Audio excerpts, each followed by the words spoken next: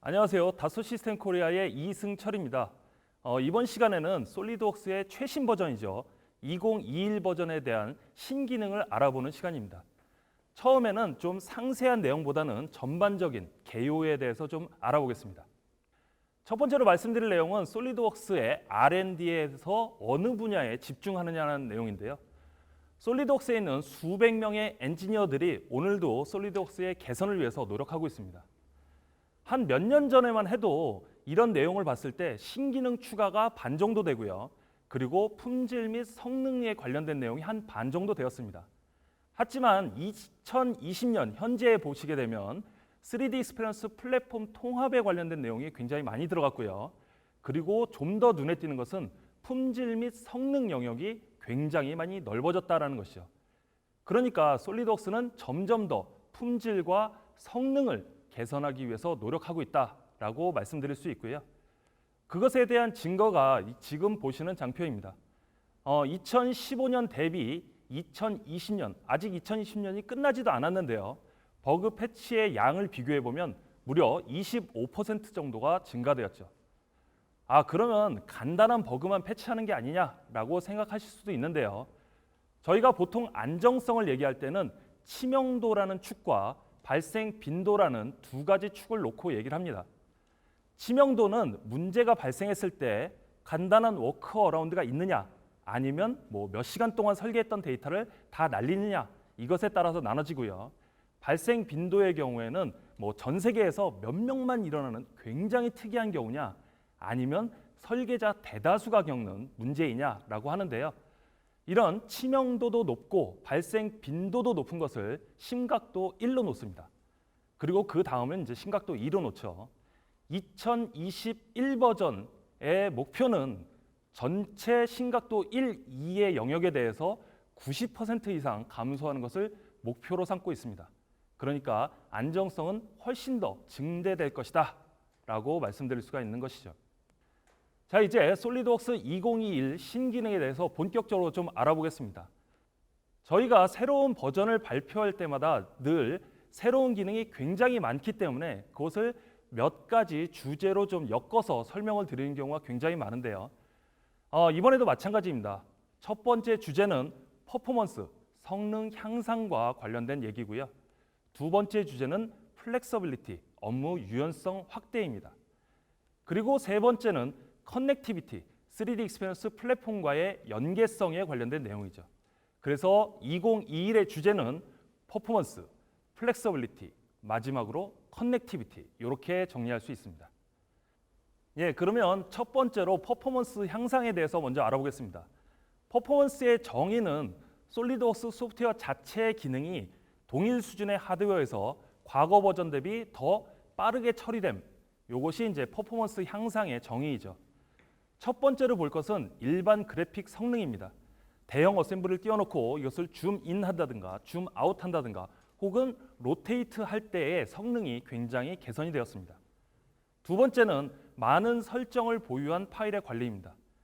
파트너 어셈블리가 굉장히 많은 설정, 몇십 개, 몇백 개 이렇게 가지고 있을 때 이것의 열기라든가 저장의 속도가 굉장히 빨라졌습니다. 세 번째로는 판금의 전개입니다. 플랜지가 몇 개 없을 경우에는 과거에도 빨랐고 현재도 빠릅니다. 하지만 플랜지가 몇십 개 혹은 몇백 개까지 있는 복잡한 판금 형상의 경우에는 이 전개 속도가 좀 느린 것이 사실이었죠. 하지만 2021 버전에서는 굉장히 빨라졌습니다. 솔리드웍스 시뮬레이션의 메시 생성이라든가 솔버도 많이 개선이 되었고요. 데이터 관리 도구인 솔리드웍스 PDM의 체크인 성능 등 일반 성능 역시도 눈에 띄게 빨라졌습니다. 그러면 성능 향상은 이것만 있느냐? 이렇지는 않습니다.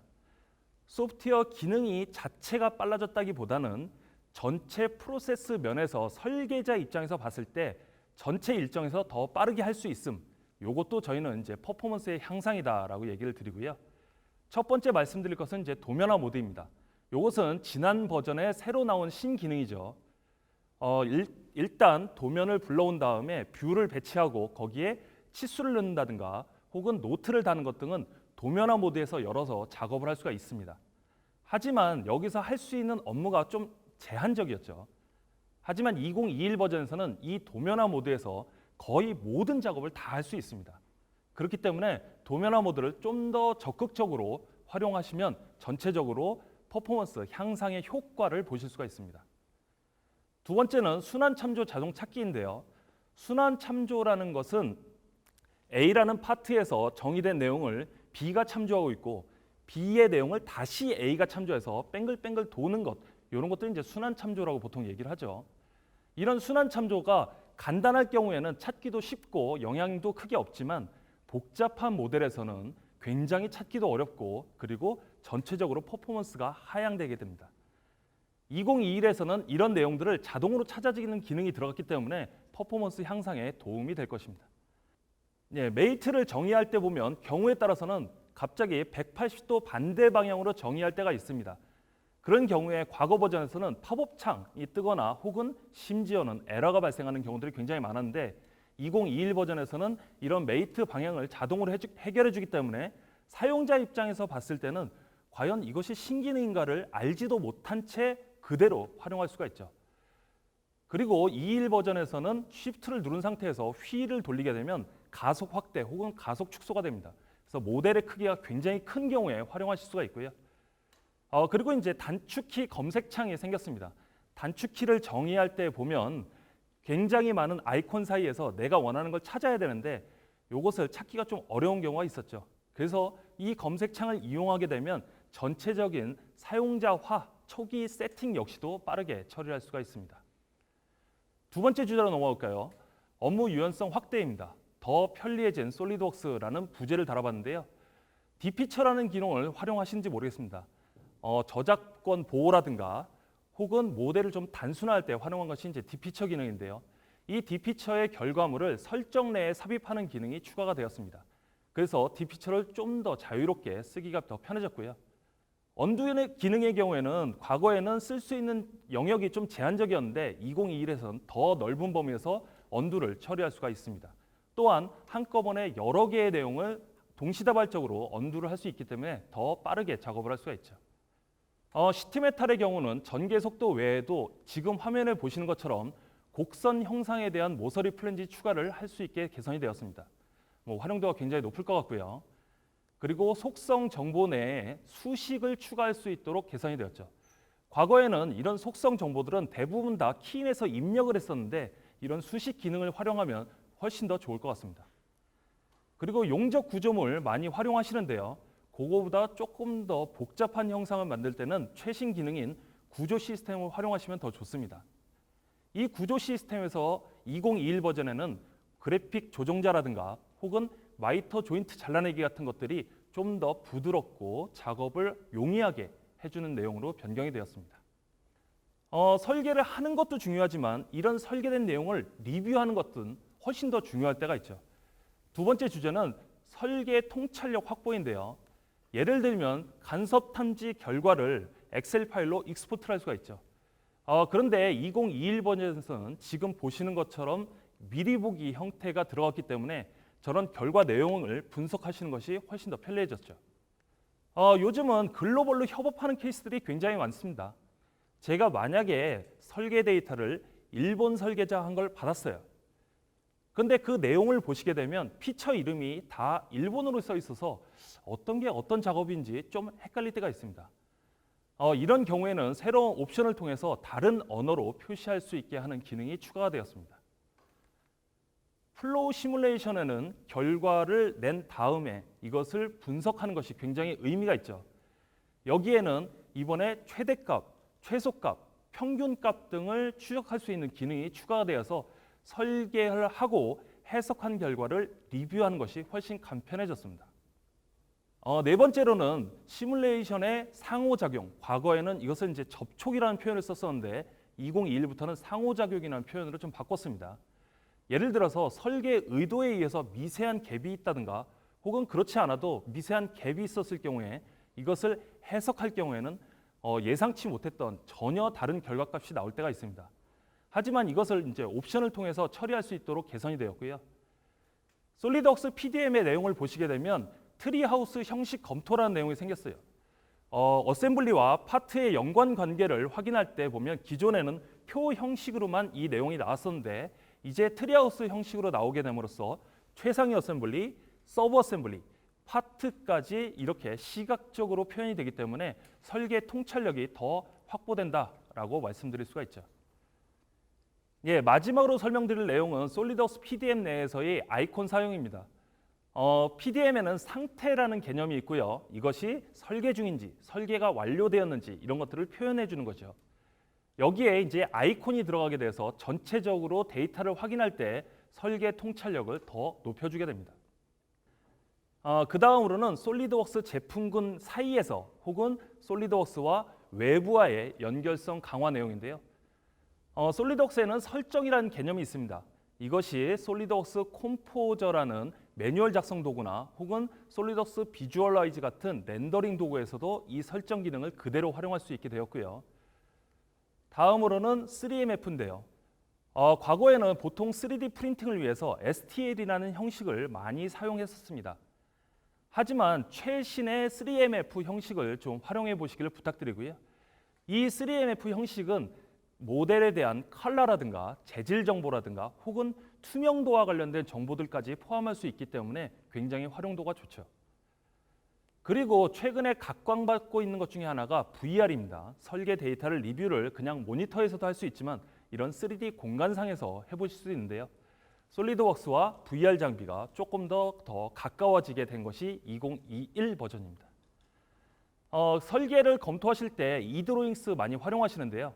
이 이드로잉스에서 HTML로 익스포트를 할 수가 있습니다.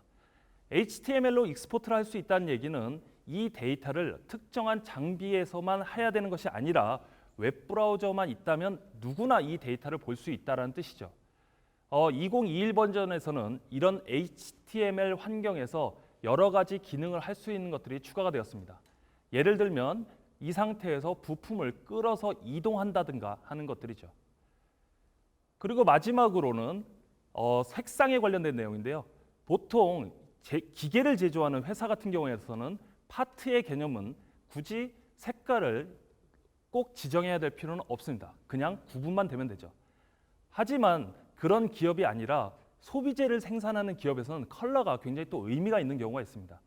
이럴 때는 스포이드를 이용해서 다른 이미지에 있는 컬러를 정확히 찝어낼 수가 있게 되는 기능이 또 추가가 되었습니다.